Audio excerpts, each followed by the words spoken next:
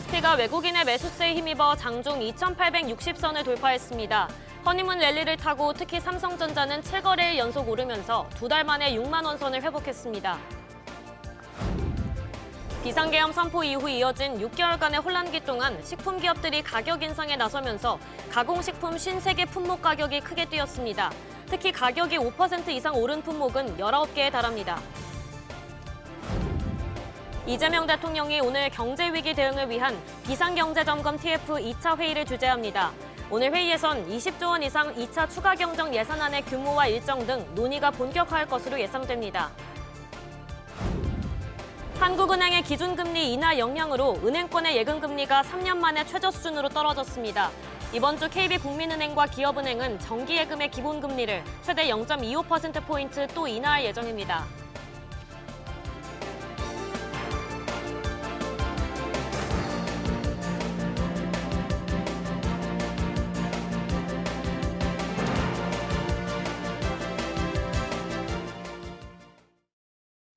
여러분 안녕하십니까? 뉴스 시작합니다.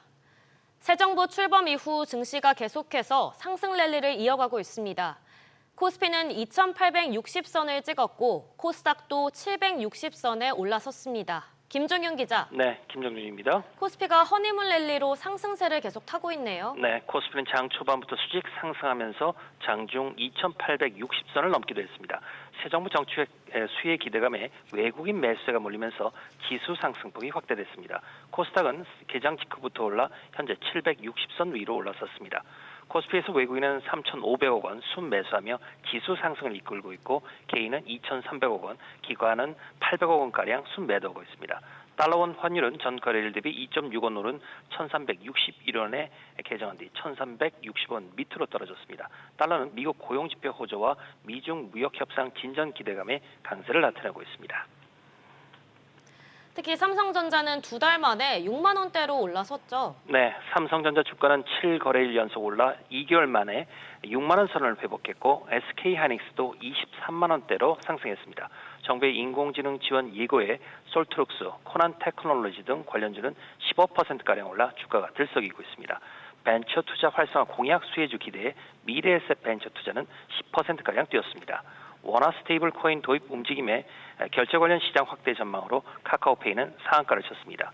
미 FDA 3상 임상시험 자금 확보를 위한 100억 원대의 전환산체를 발행한다는 동물 면역 항체 관련 에드바이오텍도 상한가로 치솟았습니다. 자발적 상장 폐지를 위한 공개 매수 재추진 소식에 신성통상 역시 상한가를 기록했습니다. SBS 비즈 김정윤입니다. 요즘 장 볼 때 선뜻 물건 고르기가 어려우시죠? 지난 연말부터 이어진 전국 혼란기를 틈타서 식품 기업들이 가격 인상에 나서면서 최근 가공식품 10개 중 7개는 가격이 뛴 것으로 나타났습니다. 가뜩이나 얇아진 소비자 지갑에 동네 슈퍼마켓들도 직격탄을 맞았습니다. 정대한 기자. 네, 정대한입니다. 일단 가공식품 물가가 얼마나 올랐나요? 네, 통계청에 따르면 지난달 가공식품 74개 품목 가운데 72%에 달하는 53개 품목은 계엄 사태 직전인 지난해 11월과 비교해 물가지수가 상승했습니다.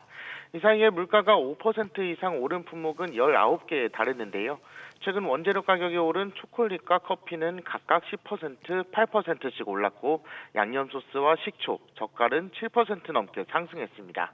아이스크림과 냉동식품, 라면 등은 각각 5% 안팎의 상승률을 기록했는데요.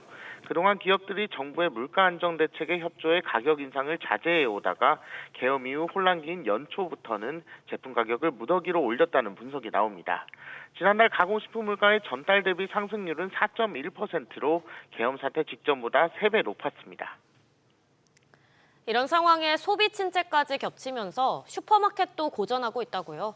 네, 산업통상자원부에 따르면 올해 1월부터 4월 대형 슈퍼마켓 SSM은 점포당 매출액과 고객 1인당 구매액이 감소했습니다. 백화점과 대형마트, 편의점 등 주요 오프라인 유통 채널 가운데 유일하게 줄어든 건데요. 월 평균 1인당 구매액은 17,193원으로 1.2% 감소했고 점포당 매출액도 3.0% 줄었습니다. SSM은 그동안 집에서 가까운 식료품 특화 매장 전략으로 대형마트와 편의점 사이를 파고들었는데요. 다만 SSM은 전체 매출에서 식품이 차지하는 비중이 93%에 달하는데 최근 잇따른 가격 인상과 더불어 소비 침체로 인해 식품 소비 자체도 줄자 부진하고 있는 것으로 풀이됩니다. SBS 비즈 정대한입니다. 대한항공과 아시아나항공의 마일리지 통합안에 대한 경쟁 당국의 심사가 눈앞으로 다가왔습니다. 주요 관심사인 합병 후 전환 비율은 적립 방식에 따라 달라질 거란 관측이 나오는데요. 김동필 기자.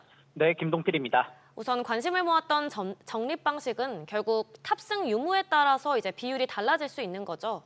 네, 그렇습니다. 항공사 마일리지는 항공기 탑승 마일리지와 제휴 카드사 등을 통해 적립한 제휴 마일리지로 나뉘는데요.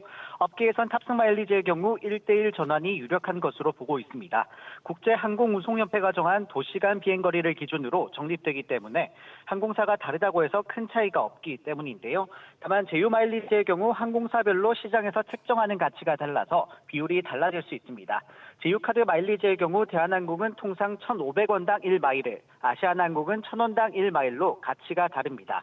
대한항공 이용자에 대한 역차별 우려부터 아시아나항공 이용자 보호까지 이권이 엮여있기 때문에 적절한 전환 비율 산정이 관건입니다. 또 조만간 통합안에 대한 심사도 시작된다고요. 네, 그렇습니다. 대한항공은 오는 12일까지 공정거래위원회에 아시아나항공과의 마일리지 통합 비율과 전환 계획 등을 담은 통합안을 제출할 계획인데요. 공정위는 내년 말 통합항공사 출범 전까지는 승인 여부를 결정할 방침입니다.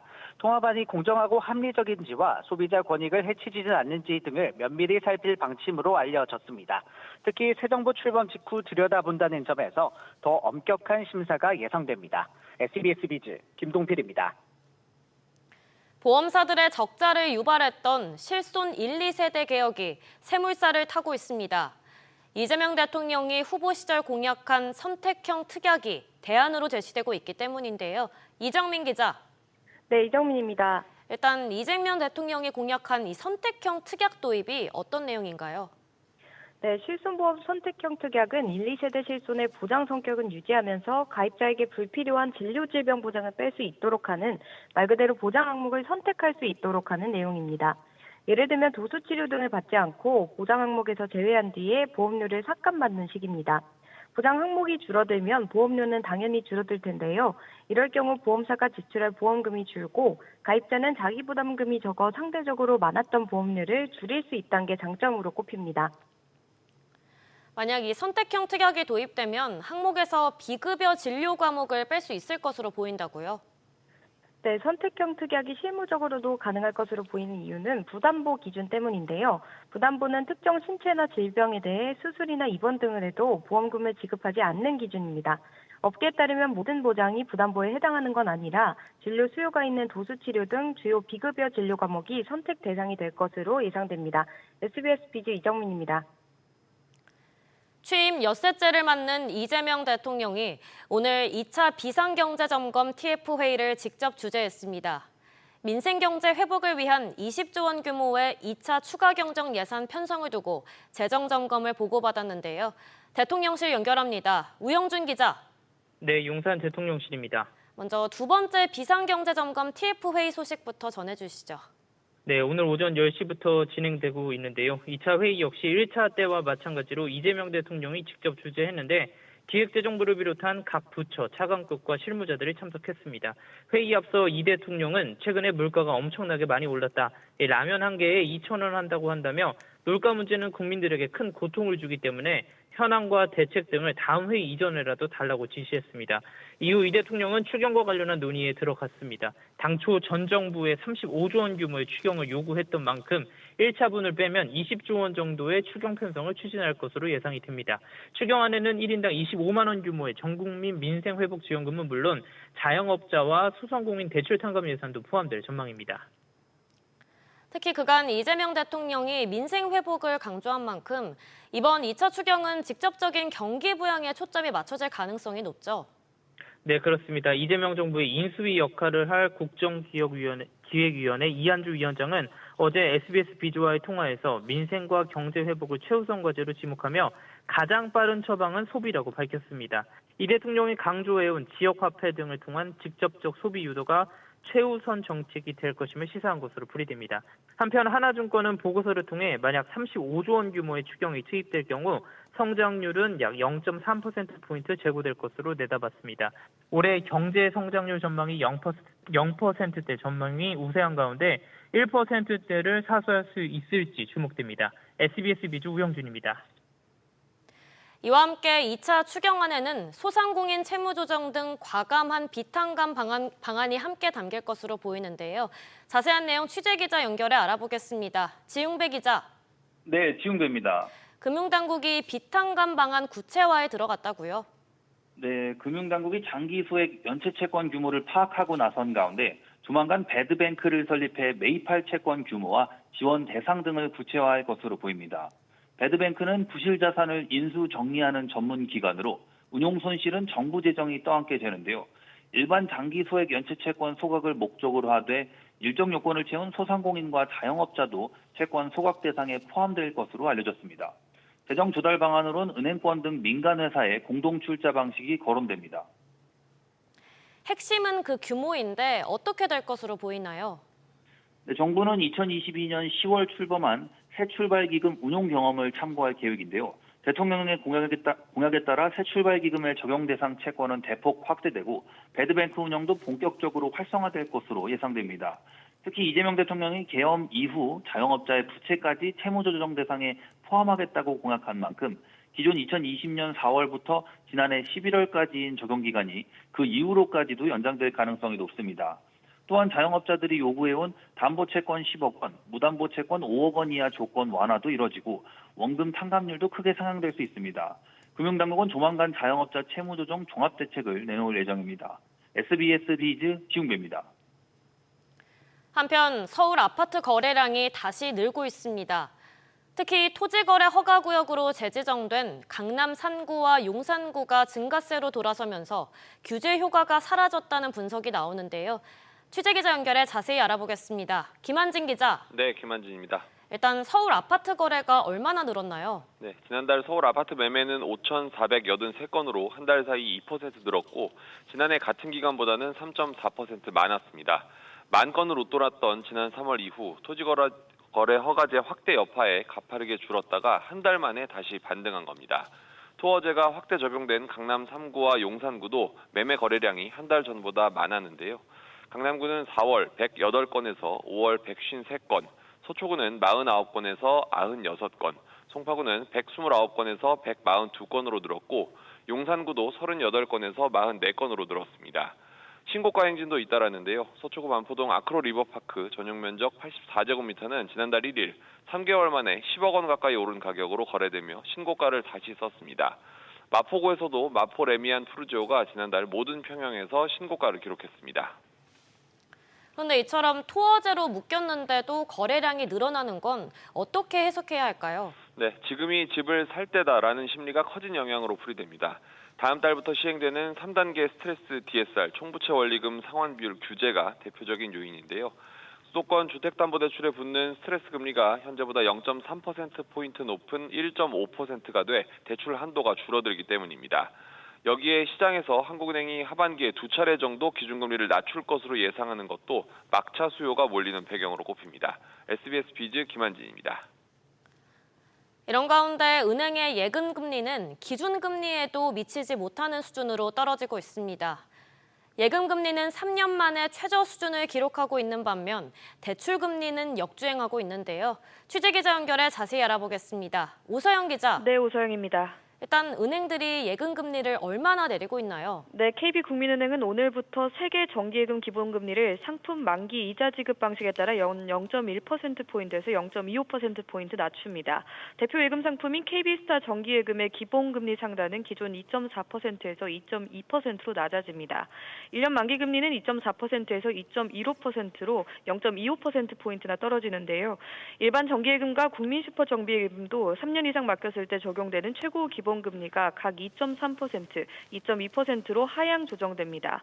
IBK 기업은행도 오늘부터 정기예금과 적금, 입출금식에 판매 종료 예금 상품까지 총 7개 기본금리를 일제히 0.2%포인트에서 0.25%포인트 내립니다.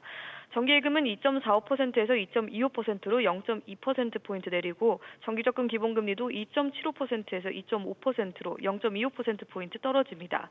앞서 지난 2일 SC제일은행도 정기예금 금리를 최대 0.2%포인트 낮췄고 NH농협은행도 정기예적금 금리를 최대 0.3%포인트 하향 조정했는데요.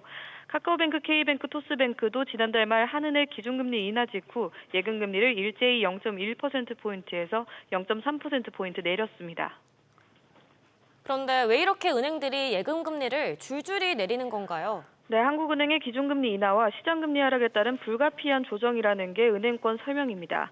시금융투자협회 채권정보센터 통계를 보면 은행채 6개월물 금리는 5일 현재 2.539%로 한 달 전인 지난달 2일과 비교했을 때 약 0.1%포인트 낮아졌고 은행채 1년물 금리도 같은 기간 2.5%대에서 2.528%로 하락했습니다.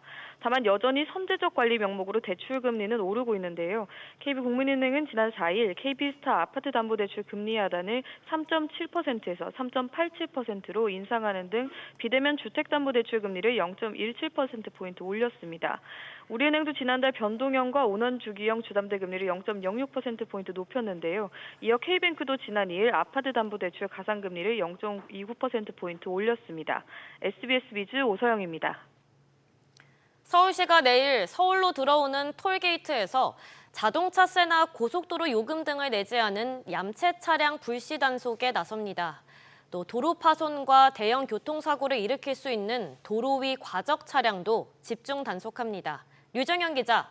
네, 유정현입니다. 서울시가 각종 체납 차량에 칼을 빼들었네요. 그렇습니다. 서울시가 내일이죠. 오는 10일 서울경찰청 한국도로공사와 함께 톨게이트 불시 단속에 나섭니다. 이번 합동 단속은 서울로 들어오는 차량 중 자동차세나 고속도로 통행료, 각종 과태료 등을 내지 않은 차량을 집중적으로 골라내기 위한 차원인데요. 지난 4월 말 기준 서울시 등록 차량 중 자동차세를 내지 않은 차량은 14만 7천 대, 체납액은 391억 원에 육박합니다. 단속 대상은 2번 넘게 자동차세를 내지 않았거나 속도나 신호 위반 과태료가 30만 원 이상인 차량이고요.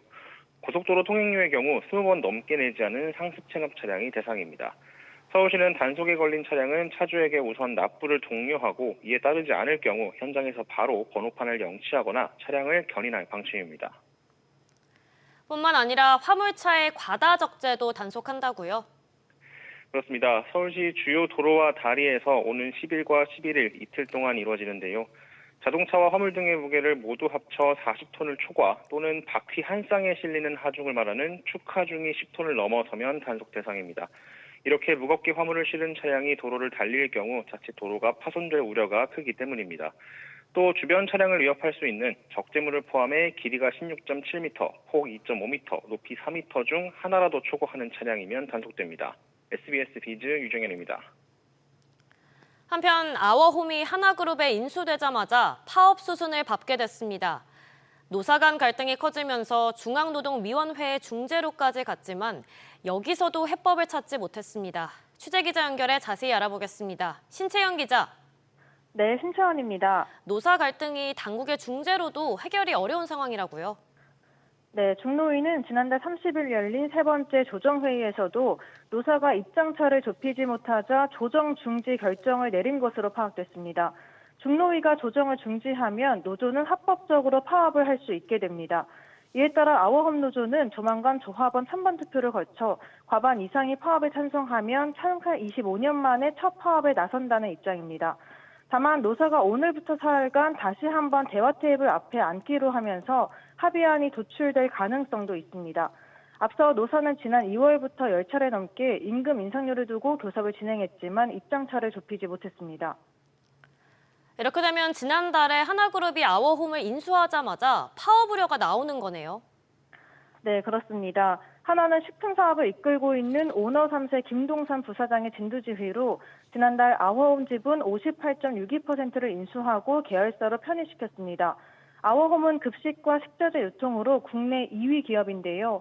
하나는 오는 2030년 아워홈 매출 5조 원, 영업이익 3천억 원을 달성한다는 계획입니다. 그런데 시작부터 내홍을 겪게 된 건데요. 임금 인상안과 함께 노조는 아워홈을 성장시킨 임직원들의 공로를 인정해 회사가 위로금을 지급해야 한다는 입장이지만 이를 두고도 노사 간 이견이 큰 상황입니다. SBS 비즈 신채원입니다. 전 세계 파운드리 시장에서 삼성전자의 입지가 갈수록 좁아지고 있습니다. 이 와중에 미국 정부로부터 받기로 한 보조금은 대폭 삭감될 수 있다는 관측도 나오는데요. 취재기자 연결해서 하나씩 알아보겠습니다. 김한나 기자. 네, 김한나입니다. 우선 올해 1분기 삼성전자의 점유율이 더 줄어들었다고요? 네, 삼성전자는 올해 1분기 전 세계 파운드리 시장에서 점유율 7.7%를 기록했는데요. 1위 대만 TSMC와의 격차는 60%포인트 벌어졌고 치고 올라오는 중국 SMIC와는 1.7%포인트 차이에 불과합니다. 삼성전자는 지난해 3분기 파운드리 점유율이 한 자릿수로 추락했는데 이후 계속해서 입지가 줄어들고 있습니다. 삼성전자는 올해 하반기 2나노 양산을 기반으로 반등을 꾀하겠다는 계획인데요. TSMC 역시 하반기 2나노 공정의 착수에 차세대 시장을 주도하겠다는 방침입니다. 다만 TSMC는 2나노에서도 기존 고객사를 기반으로 대규모 수주를 확보할 가능성이 커 삼성전자가 넉넉한 물량을 차지하기는 쉽지 않아 보입니다. 이런 상황에서 심지어 삼성전자가 미국 정부로부터 받을 보조금도 줄어들 수 있다고요? 네, 그렇습니다. 하워드 러트닉 미국 상무장관은 투자액 4% 이하를 약정하는 것이 10%를 제공하는 것보다 더 적절하다고 생각한다며 10%는 지나치게 관대하다고 말했습니다. 삼성전자는 텍사스주 테일러시에 370억 달러를 투입해 파운드리 공장을 짓고 있는데요. 당초 미국 정부는 투자액의 13% 수준인 6조 5천억 원의 보조금을 지급하기로 했습니다. 다만 미국 정부가 보조금 삭감 가능성을 언급한 만큼 재협상 과정에서 삼성전자에 대한 지원 규모가 줄어들 수 있다는 전망이 나옵니다. SBS 비즈 김한나입니다. 한편 미국과 중국이 오늘 영국 런던에서 고위급 무역 회담을 엽니다. 최근 양국 간 무역 전쟁의 초점이 관세에서 수출 통제 조치로 옮겨간 가운데 교착 상태를 풀 수 있을지에 관심이 쏠리는데요. 취재 기자 연결해 자세히 알아보겠습니다. 김성훈 기자. 네, 김성훈입니다. 스위스 제네바에서 만난 지 한 달 만에 장관급 대표들이 다시 모이는 거죠? 네, 그렇습니다. 지난달 10일 양측이 스위스에서 만나 90일간 관세를 유예하는 이른바 제네바 합의를 맺은 뒤 거의 한 달 만입니다. 당시 중국은 비관세 조치도 완화한다는 데 합의했는데요. 하지만 미국 측은 중국의 히토류 등 핵심 광물 수출 통제가 유지되고 있다면서 중국의 합의 위반을 주장해 왔습니다. 이에 중국도 미국이 인공지능 반도체와 원자력 발전소 설비 수출 통제 등 차별적 제한 조치를 계속 취하고 있다며 맞선 상황입니다. 이번 런던 회담에 미국 측에선 스콧 베센트 재무장관과 제이미슨 그리어 무역대표부 대표, 하워드 러트닉 상무장관이, 중국에선 허리펑 부총리와 리청강 국제무역 담판 대표 등이 나섭니다. 관세 관련 협상도 중요하지만 이제 핵심 의제는 역시 히토류죠. 네, 그렇습니다. 두 정상 간 통화 이후 중국이 대미 수출을 일부 허가했지만 아직 미국의 기대 수준에는 못 미치는 것으로 보이는데요. 앞서 트럼프 대통령은 현지 시간 5일 시진핑 중국 국가주석과의 첫 통화 이후에 시 주석이 히토류 광물의 공급을 다시 시작하는 데 동의했다고 말했습니다.